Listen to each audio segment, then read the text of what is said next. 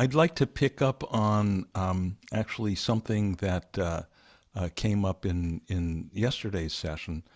Uh, and you mentioned, you said, I have not had this experience of infinite okayness that you keep talking about, Dean. And I thought about that. I reflected on that further after the session, and I realized what I think needs to be addressed here. There's a little, there's some trickiness about this word infinite, because when people hear the word infinite, they tend to think that it means vast, vast, great, big. They even subtly there tends to be we tend to generate images of like galaxies and cosmic amounts of space, something like that, light years of space, and then something even bigger than that. That would be the infinite, right? Vast. And I think I used to use that word. I was really in love with that word. Um, and I may even have used it in my first one or two books. I was so in love with that word. And finally, my wonderful teacher Charles Genoux pulled my coat to the problem with that word, that tends to imply for people size, something great big, and then they're looking for an experience of something great big, something of immense largeness, immense space. And of course, that would just be another object of experience. That would be a phenomenon. It would still be phenomenal, and that means it's finite, right? It's something, it has a characteristic which makes it different from and different from uh, other characteristics, right? Something that's great, big, big, big is limited because it doesn't get to be small, small, small.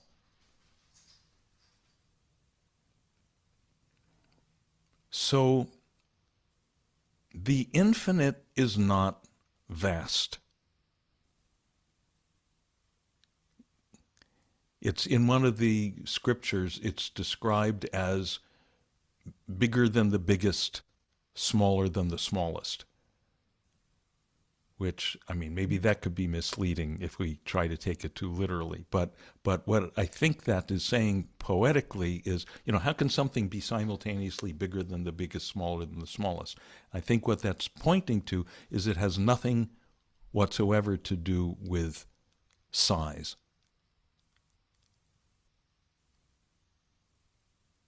So that, for example, um,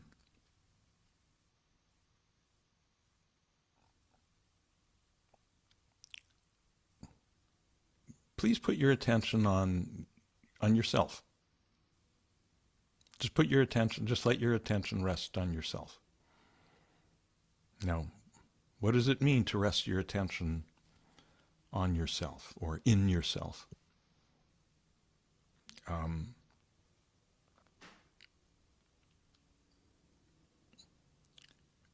is that your body?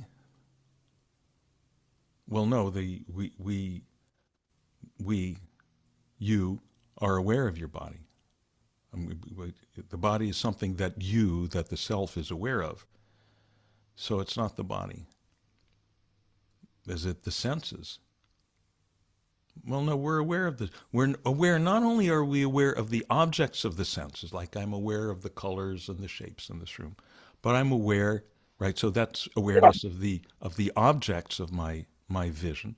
But I'm also aware of my vision itself. For instance, I see a lot better with my left eye than I do with my right. So I'm aware of the vision. So I'm not the objects of the senses. I'm not the senses. Am I my thoughts, my opinions? Well, I'm aware of those. Am I my emotions, my attitudes? Well, I the self, I'm aware of those.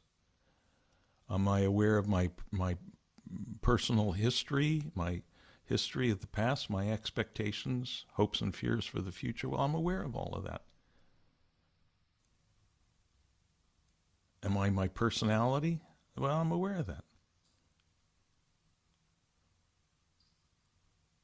So one by one, we eliminate all these things that people tend to think they are.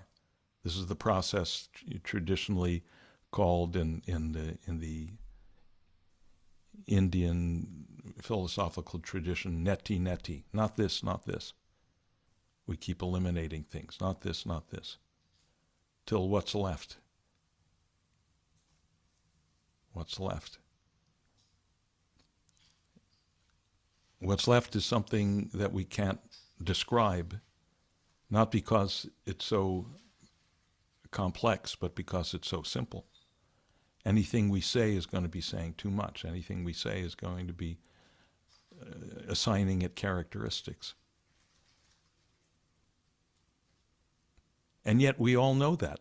It's I. It's I. It's the one that's aware of. It's the one that's the witness to all this stuff. But it's not any of this stuff.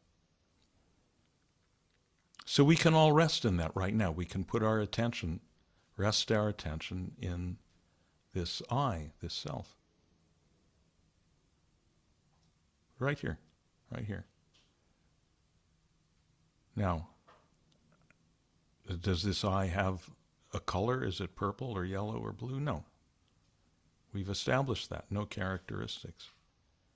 Is it male or female? No.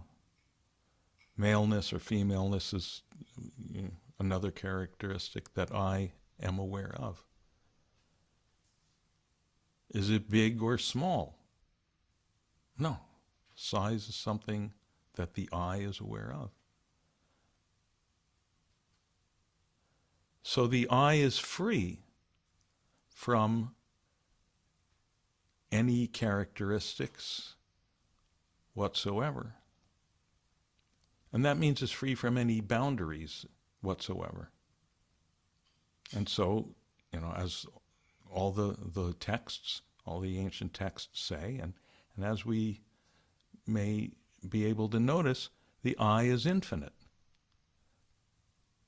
But infinite doesn't mean vast, doesn't mean great big. It just means without boundaries, without limiting characteristics.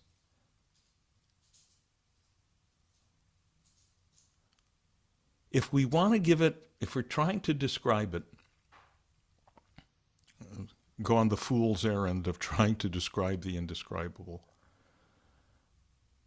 we might venture to say the I, the self, is okay, right?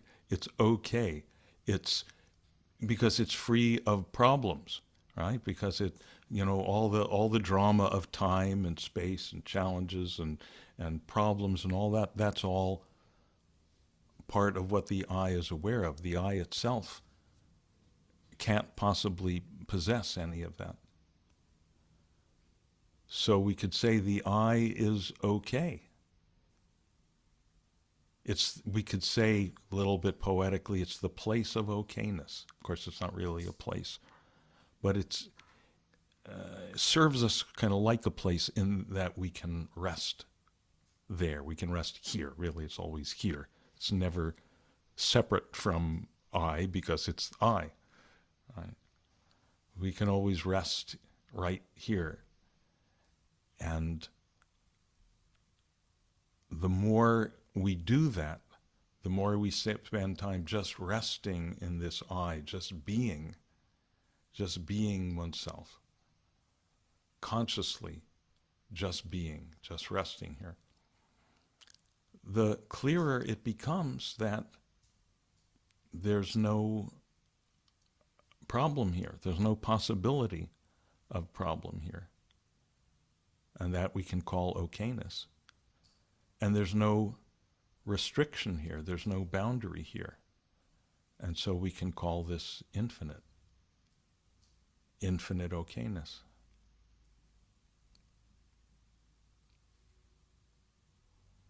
Okay, is this making sense? Is this talking to you?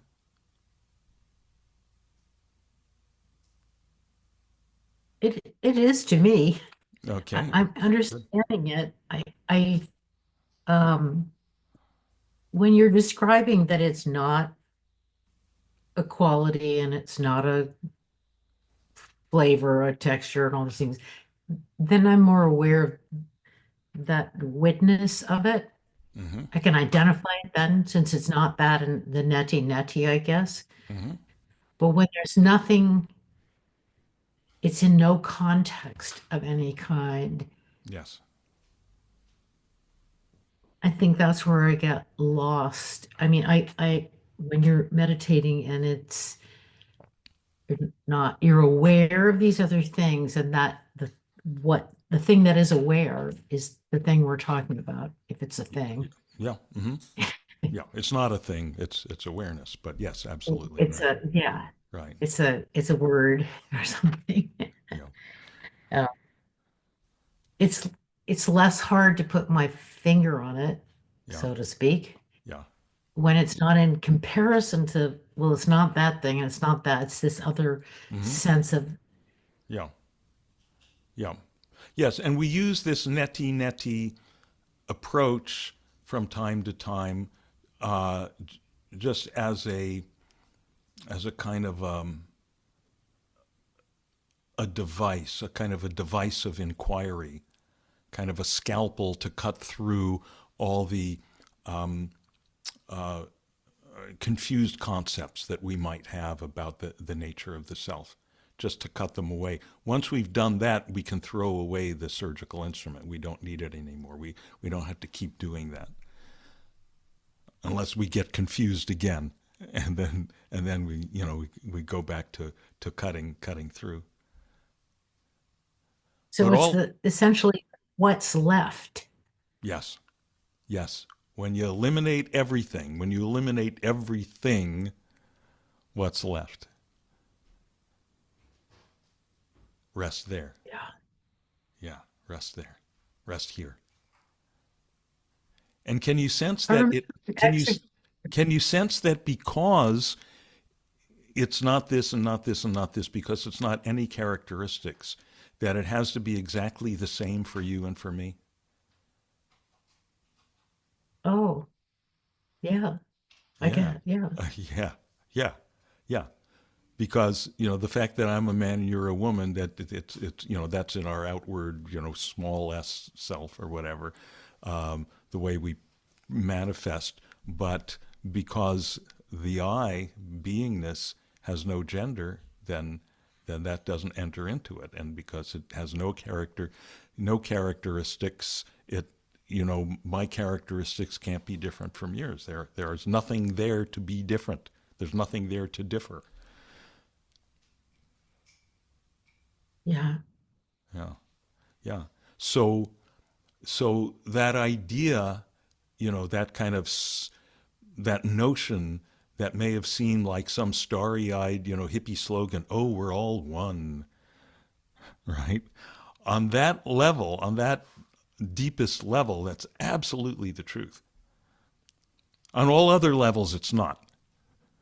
And often where people get confused is they have some intuition about this deepest level truth, and they try to apply it on some more superficial level where it doesn't quite work, and then it becomes sort of a strained thing, an artificial thing. We're all going to put on a big spiritual smile, and we're all going to be one, dancing with a rose in our teeth through Golden Gate Park or something. We tried that. Some of us tried that a long time ago, and it was, there was some beautiful aspiration involved, but it also ran into problems.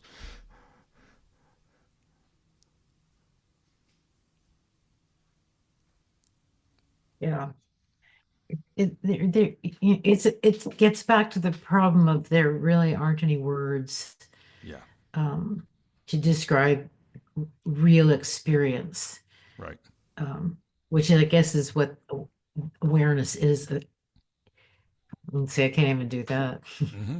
Mm-hmm. I don't know if it's experience. It's just It's whatever comes up and it happens. Hmm.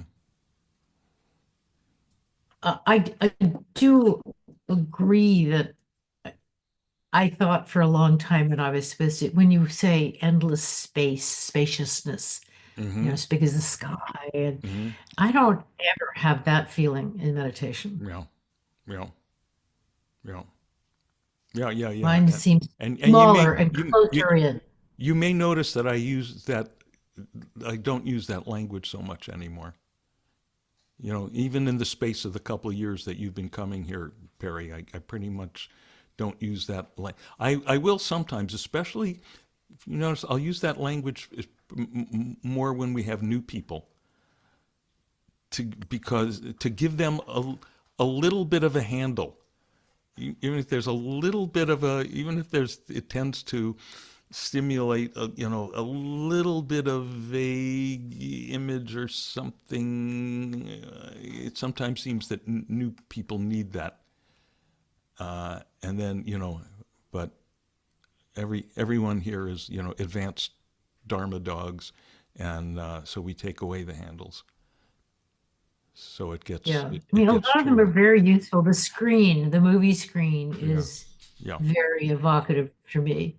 There's right, all this actions going on it, but actually none of the characters are in it of it. right, They're right. it's Yeah, out of yeah. Just think how happy all the gurus were when cinema was invented, so they could use that metaphor. it. But actually, centuries before cinema was invented, Plato used it in the allegory of the cave. He made up this whole story about uh, people holding up puppets in a cave, holding up puppets in front of a fire, casting shadows on the wall and acting out this whole drama. And the audience is sitting there in chains, so they can't move their heads. That's all they've ever seen. They think that's the whole reality. They think that's all the reality there is. That's And amazing. I yeah, never heard of isn't it? that.